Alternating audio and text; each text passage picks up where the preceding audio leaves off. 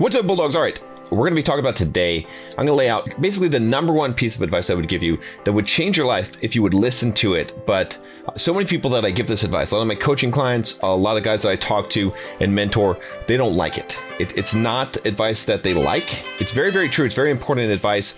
You're probably not going to like it as well.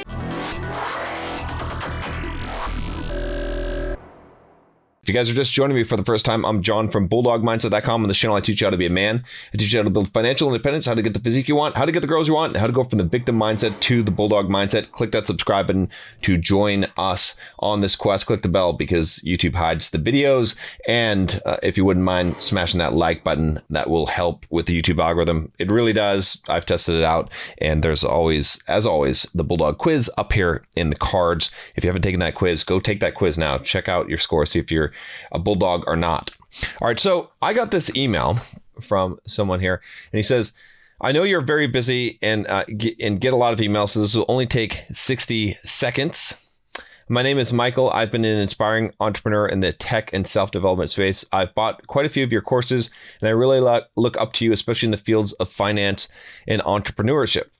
If you have some time, I would really love to hear your thoughts on this question. Of all the people you've helped and the people that have reached out to you for help, what is the number one thing you can't seem to get across to them that would change their lives if you could? I totally understand if you're too busy to reply. Even a 1 to 2 line response will make my day. Thank you so much and great luck to you. Okay, so let's talk about this. What is the advice? Okay. Well, I'm not gonna waste your time. Okay, I'm not gonna make this a big mystery. I'm gonna tell you why this advice is important. So make sure that you stick around and listen to this, because I know you're not gonna like what I'm gonna say. But here's what it is: you have to do the work for the work's sake. Now, the reason why so many people don't like this advice is because let's say that you are asking me about a business question. You want to know how you can make money on YouTube, how you can build a YouTube channel and make money, or you want to know how you can retire young, or how to build a business and have passive income. Okay. And I tell you, well, you're going to have to do this work. You're going to have to grind, right? What's the rule? What's my famous rule? The 5-year rule, right? What does that mean? It means that anything great, anything that you're going to become great at or become really big success at in life, it's going to require a minimum of 5 years. Okay, at least 5 years of commitment. You might be successful before then. And so I tell you all this stuff, and then I tell you, but guess what? You can't do it for the money. You can't do it for the girls. You can't do it for the Lambos. Okay, you can't do it for any of those things. You have to do the work for the work's sake, regardless of whether you're going to get the results or not. Well, a lot of people obviously that hear me say this, and they say, well, that sucks because I'm sort of paying John to help me to make money. So if John is saying that I have to do the work for the work's sake and it's not about the results, well, then how am I supposed to handle that? How am I supposed to live? Like, how can I do that? I need to make money. This is what we're here for, is to make the money. And you can imagine, like I said, that would be not what you'd expect to hear, not what you'd want to hear, but it's the truth. Okay, I'm going to break that down in the rest of this video. I'm going to tell you why that's the truth. I'm going to talk to you about a quote on this from the Bhagavad Gita. Okay, if you haven't read that, I would recommend you read that. And I'm going to talk to you about why it's so important to stop worrying about the results, why you don't have control of the results, and that the work alone has to be enough. Okay, and I'm going to answer the question that a lot of you guys are asking is, does this mean that results don't matter, that you shouldn't set goals? Okay, so let's start off with a really good quote here.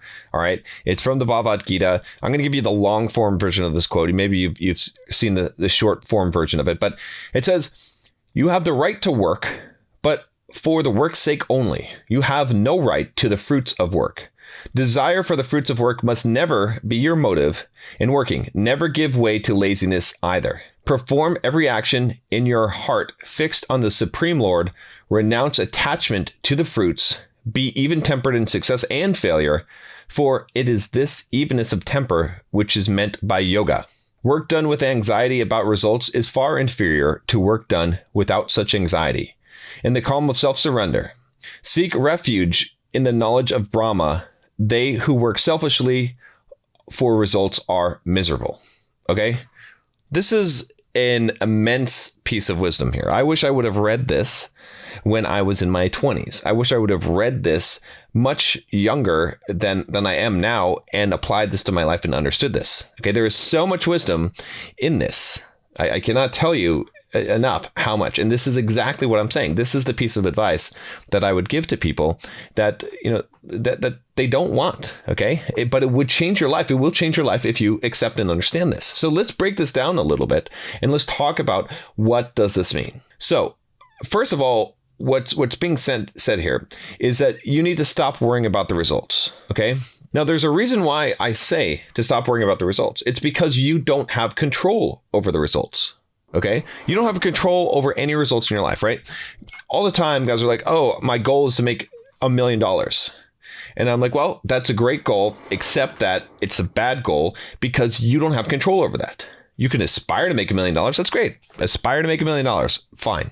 Put into place some action that will put you in that direction. Take action 100%. But don't make your goal to make $1 million. Make your goal to make a YouTube video. Make your goal to write a blog post. Make your goal to write a blog post every week. Make your goal to go to the gym every single day, right?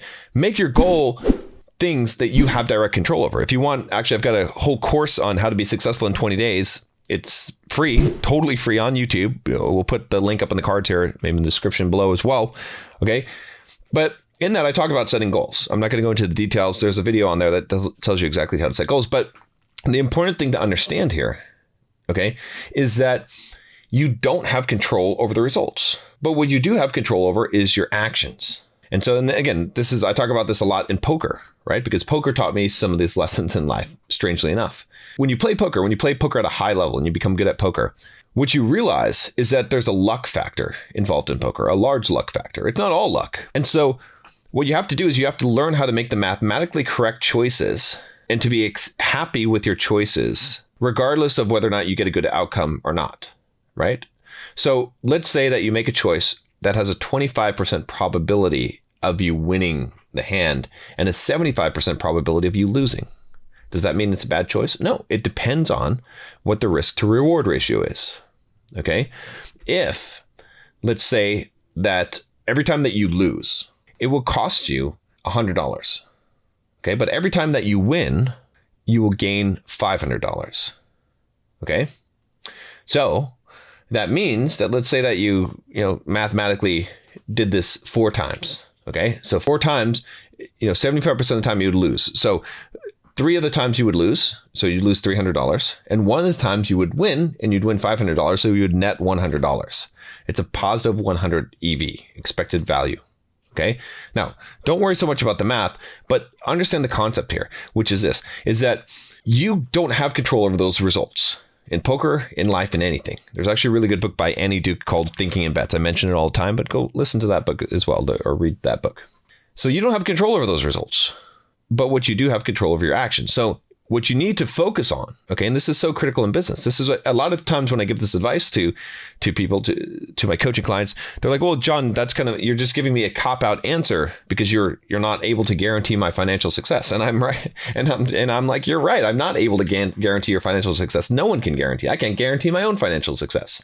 But what I can do is I can tell you what actions that you need to take that will give you the highest probability of the result that you want. Right. And the reason why that's so important is because a lot of times being an entrepreneur, trying to make money in life in general, you're going to take the right actions and you're going to get a bad result. But it doesn't mean that your actions were wrong.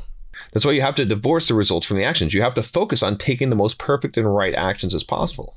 And if you do that, then eventually you're going to get the best result as possible. Does that make sense? So when I'm saying to not focus on the results and that the results don't belong to you and you need to ignore the results, I'm not saying that you're not doing things in order to eventually get some kind of result.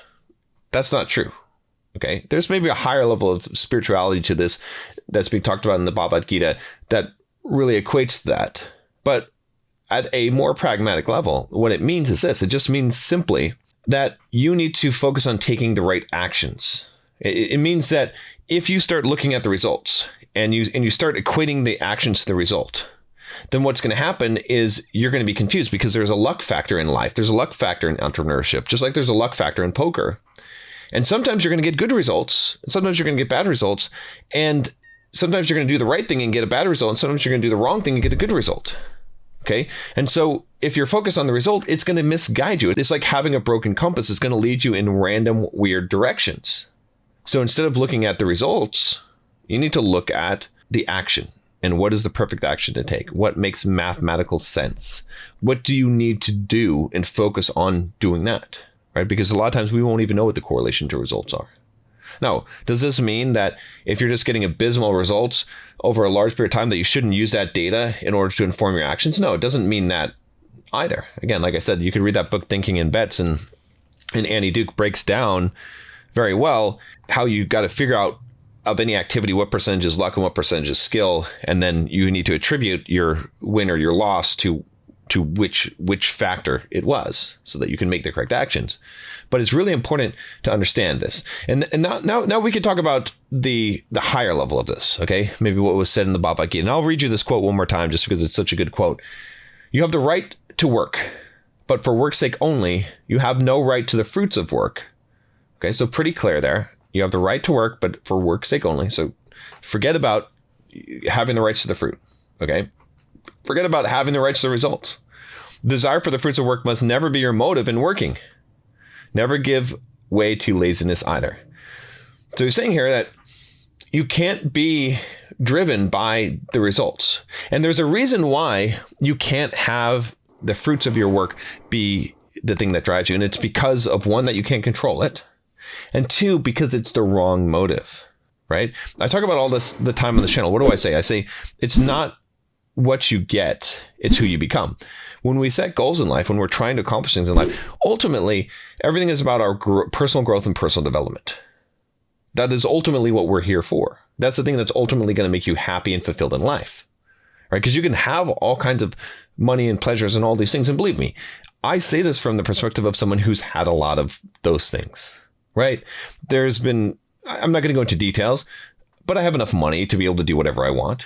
I've been successful enough with women to be able to have whatever I want in that area. I've had success with a lot of different areas in life to be able to have what I want. And all of those results were not important as the work. What was important, what makes me feel fulfilled, is because I can have all that stuff right now and I can feel like crap if I'm not putting in the work. The work is the thing that actually makes me feel good about myself and feel fulfilled because I'm growing through that. And it says, perform every action with your heart fixed on the Supreme Lord. Okay, renounce attachments to the fruits. So you need to renounce the attachments to the fruits. Like I don't own the results. I just do the work. I'm just here writing the book. I'm just here making the YouTube videos. I'm just here running the business. Okay, I just do the thing. Okay, the results come, but they don't. Be even tempered in success and failure, for it is this even if of temper which is meant by yoga. So he's saying here again, be even tempered, whether you succeed or fail. We could take this to the poker table. Why do you need to be even tempered?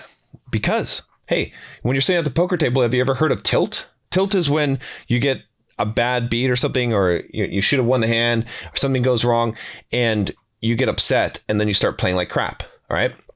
And the same thing happens in life. You know, we talk about being a stoic. It doesn't matter. If you're focused on the results, then if you don't get them, you're going to be upset. You're going to be disappointed. You're going to be depressed. And if you do get them, you're going to be overly confident and cocky. Okay. And you're going to feel like you're the king. All right. But it might not be that. Winning doesn't mean that you did the right thing, and losing doesn't mean you did the wrong thing. And so you're training yourself in the wrong way, and you're going on this emotional roller coaster. Instead, you should be even tempered no matter what. Because your job is to what? Is to do the work. That's it. Not the results. The results don't matter. If you're so focused on the results, it's going to cause you to become emotional, which is going to stop you from actually doing the work and being effective at it, right? And that segues right into the next part, which says work done with anxiety about results is far inferior to work done without such anxiety in the calm of self-surrender. So what does that mean? Again, really, really simple here is what I was just saying. If you can't divorce yourself from the results, right? I say trust the process, right? If you can't trust the process, what's going to happen? What's going to happen is that you're going to produce inferior work because you're going to have anxiety based on the results. I fall into this myself. Some of my best YouTube videos are videos oftentimes where I am not thinking about what kind of clickbait title I need to have in it, where I'm not thinking about, oh, I need to plug the Bulldog Mindset membership. I need to make sure I do that. for the business sake, where I'm not thinking about, I need to say something that's going to get you to stay on till the end of the video, right? Those are result kind of focused things, where my goal in the video is to just communicate as clearly as possible with you. And I don't care if the video gets 100 views or 100,000 views. I just want to give you some value that you're going to find valuable. Speaking of which, though, now that I've thought about it, if you haven't joined the Bulldog Mindset community, I highly recommend that you do. It's $7 for the first month until I raise the price. I keep on saying that, but I'm going to in the new year here. And, big community of people, a lot of lessons on finances, on building a business. We have a Discord server. We have a Facebook group. We have a Strava running group. We have book reviews, book summaries, live Q&A, all kinds of stuff. Just go check it out if you haven't already. Okay. We'd love to have you in the fold. All right. Now, so what does that mean? Again, it equates down to this simple fact that in order for you to produce the best work, which is inevitably going to get you the best chance of getting the best results, right? So think of it from a logical standpoint. The best work will produce the best results. We can't guarantee what results it will produce or whether it will produce any good results at all, but the best work will produce, certainly less best work will not produce better results. Right? So the focus here, the whole idea is that in order for you to produce the best work, you must have no anxiety about the results, because that produces inferior work. So you have to divorce yourself from the results. That's when you perform the best. Another, to take it back to poker, is the thing we call scared money. All right. When you're sitting at a table, and let's say the buy-in is $500 for the table, and all you have is $500 in your pocket, you're not going to play very well, because if you lose your money, you're done. And that's a lot of money to you. If you have $100,000 and the buy-in is $500, you put down the $500, you can reload 10 times, 100 times, whatever it is. You're not worried about that $500. You're going to play optimally. Whereas if you only have the $500, you're going to play scared because you have to win, right? You're not going to make those choices that are going to be difficult, that might have a low percentage of winning, but have a high reward. We talked about EV before. So he says, seek refuge in the knowledge of Brahma. They who work selfishly for results are miserable. This last point is the spiritual point that I wanted to make to you that is really important to understand. They who work selfishly for results are miserable. This is true. If you work only for results, you will be miserable. How do I know this? Because I did it and I was miserable. If I try to do it now, I'm miserable. Some of the time when I'm running this business now and doing what I'm doing now, I am miserable because I'm not doing it for the sake of the work. I've lost it. And I start doing it for the sake of the business. And when I do that, I'm not happy. I'm not happy with it. It doesn't matter. Some people say, oh, you have 900 members in your Bulldog Mindset membership. You're making like, 20 something $1,000 a month on just the membership alone. Forget about the other parts of the business. That must be just great. You must be so happy and thrilled. And while I appreciate that and it's great, it's not about that. Like what determines whether I have a good day or not is not how many people I have in the membership and how much of a paycheck I get. It really doesn't. What determines whether I have a good day or not is how much real work did I put in. See, I feel pretty good making this video right now. I didn't want to make videos today. I got through my email today, but I'm putting together a piece of good content for you. And that is what's rewarding. Okay. Even if this video doesn't do well, I feel like I did a good job because I put in some good work today. So I'm not going to be miserable. So last thing we're going to talk about here is the question I said I would answer, which is, does this mean that results don't matter and you shouldn't set goals? No, of course results matter. Of course you should set goals in life. But what I told you about was two things to understand. The first one, right? If we could sum up everything I said here, is that in order to get the best results, you have to act like results don't matter, right? Because you will not perform optimally if you're tied to the results. The emotion will drive you to perform suboptimally, okay? And so you have to divorce yourself from the results and trust the process and just focus on the work. And then the second part of it, what I said, was that the spiritual part of it, that whole part of really simple to say, which is that those who work selfishly for results are miserable. If you understand those two things, then you can understand why it's not that results don't matter, okay, and that you shouldn't set goals. It's just that your results do matter, and that's why you should focus on the work, because that'll get you the best results. And you should set goals, but your goals should be what you become and not what you get. Because the whole purpose of doing this, it doesn't matter if you have a bunch of money. It doesn't matter if you bang a bunch of chicks. It doesn't matter all those things. Those are It matters who you've become and grown as a person. That's what's actually going to make you feel good. So you can think of it this way too, right? This is the last note I'll leave you on, which is there's a Stoic example of the archer. Okay. In the Stoic texts, they talk about an archer, right? This idea of this archer who draws the bow and then lets go. And when he lets go of the arrow, it's out of his hands, it's out of his control. So your job, you are the archer. What you need to do, what I want you to do, just like the archer, I want you to figure out the best way. I want you to aim as best as you can at the target, okay? With your bow and arrow, as best as you can, right? That's the process. That's the action that you take. You do the work, and then you let go, and that arrow flies. And once the arrow has left your fingers, you have no control. That's results. Up until the point when you're aiming that bow, when you're drawing the bowstring back, all of this is you. But as soon as you let go of the arrow, you have to let it fly. And so that's how it is in life. And that's how it is with the results. Like so many of you, you're focusing on trying to move the arrow while it's in the air. It doesn't work. Instead, you got to focus on just aiming as best as possible, doing what you can. That's focusing on the work. And then you let go. And then whatever happens at that point, maybe there's a wind that takes the arrow in the wrong direction. Hey, all you can do as the archer is to aim as best as you can, to use the knowledge and the skills that you have as best as you can. Anything else? It's up to God. It's up to whoever you believe in. It's not yours. Own what's yours, which is just the work.